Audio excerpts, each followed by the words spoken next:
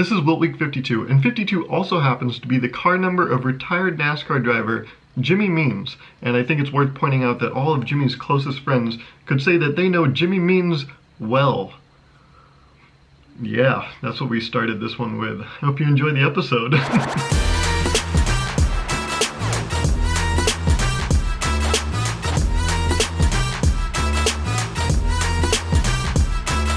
Today is Monday, February 18th, and today I learned that I get Wingstop a little too much. I usually order Wingstop online, which means I pay with a card online. So when I go to get my Wingstop to bring it back to my apartment, they usually ask me for the credit card that I paid with, just for, you know, verification purposes. Well, I went there a few times, and they stopped asking to see my credit card. They started just asking me for my name so they could get the right receipt. Well, I go there a couple more times. I say a couple more times very loosely. It might have been a little more than a couple. A little more than a couple sounds like how you would describe people doing like massive amounts of PDA. Like you see a couple just really, you know, macking it out, just going at it. And you see that, and in your mind you're like, oh, they're a little more than a couple. But I go to Wingstop a couple more times, and they've now just stopped asking for my name. I go in and I say, hi, I'm here to pick up, and they're like, yep, here's your receipt. This has happened at a couple of places. Wingstop is just the newest addition to the list. Like it happened at Domino's, it happened at this pizza place in Folsom that I used to go to when I was over there a lot, and now it's at Davis's Wingstop. Plus, I go to this place called Sweet and Savory. By the way, it's a fantastic place, probably my favorite place in Davis. And I'm pretty sure the people there now know who I am too. By the way, if for some reason you have any connection to Sweet and Savory, please let me know. I want to do something with them. I don't know how to get in touch with them. I sent them an email, and like most times I reach out, no response. So yes, quick side note, if you have any connection to that place, let me know. I wanna somehow partner with them. I'll be in Davis for a couple years, so you know, I'll be around.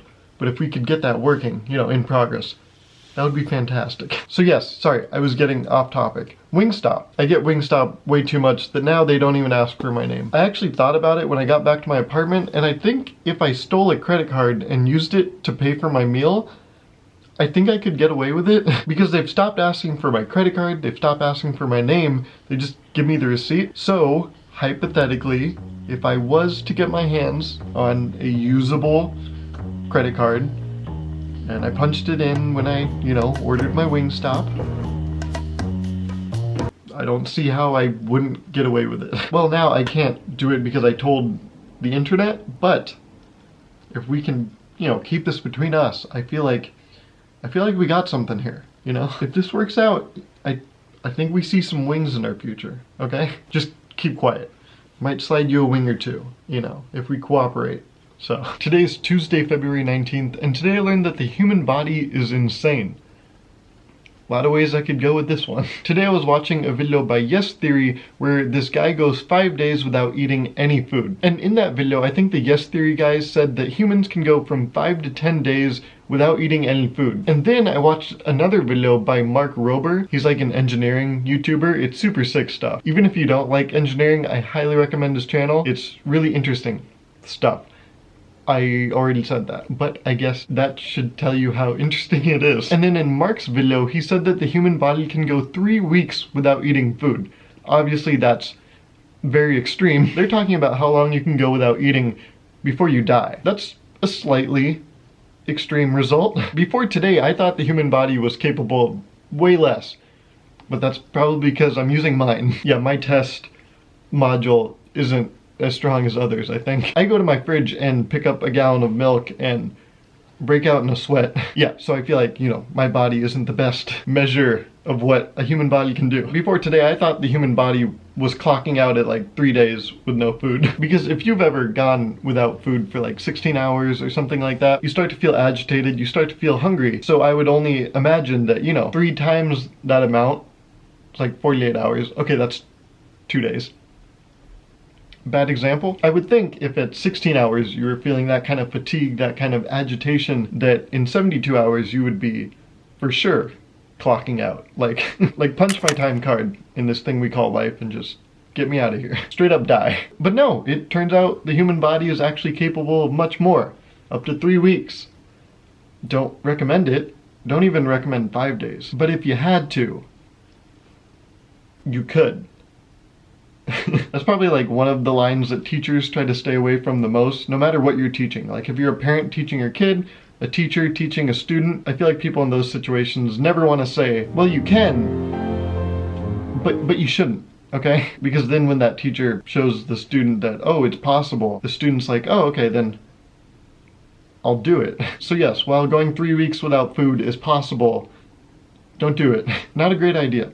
But then again, I'm not a doctor, so can you really take my word for it? Today is Wednesday, February 20th, and today I learned how interesting Jeff Goldblum is. I've talked about this on my WILTs before, where every week I become obsessed with a new person, and my person this week is Jeff Goldblum.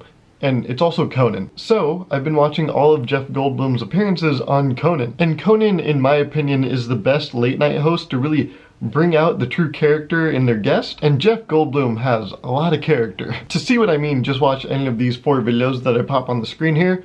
Fantastic videos. But what I learned is the way that Jeff Goldblum acts is very, how do I say this? He acts in a very seductive way. Okay, he's a 66-year-old man, and I just described him as being seductive. And yes, I know he's 66 because I looked up stuff about him.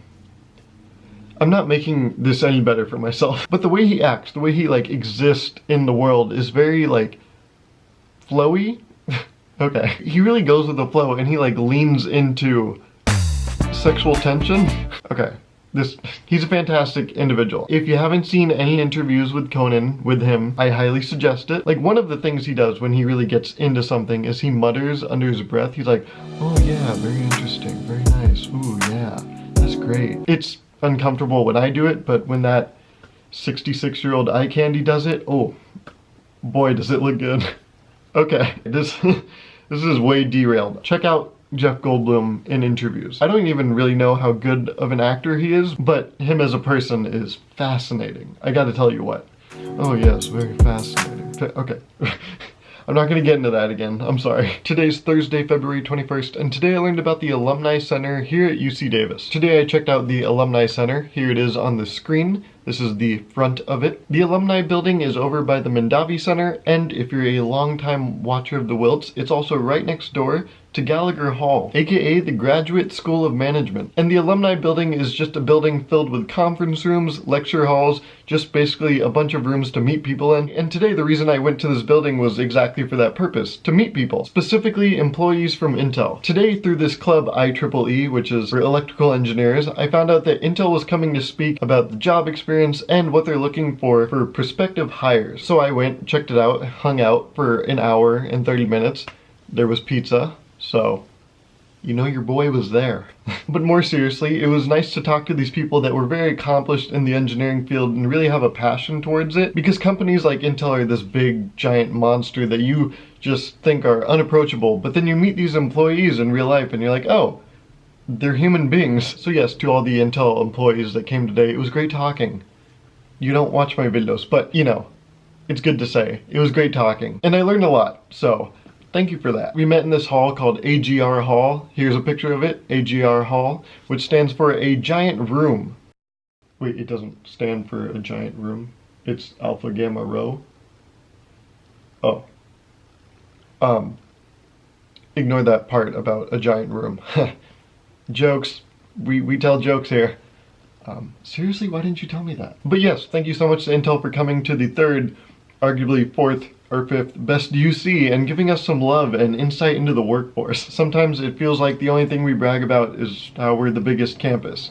So, thank you for validating us. Today is Friday, February 22nd, and today I learned that the human body is disgusting. Okay, so I don't know if you can see it, but on this eyelid at like the top where it like connects to where my nose area is, there's a little bump. Here, I'll like keep my eyes open like this so you can see. I just blinked. God damn it. I'll keep my eyes open so that you can see. There's like a bump, right? Am I not the only one seeing that? You see it too, right? Well, apparently you can get like pimples inside your eyelid.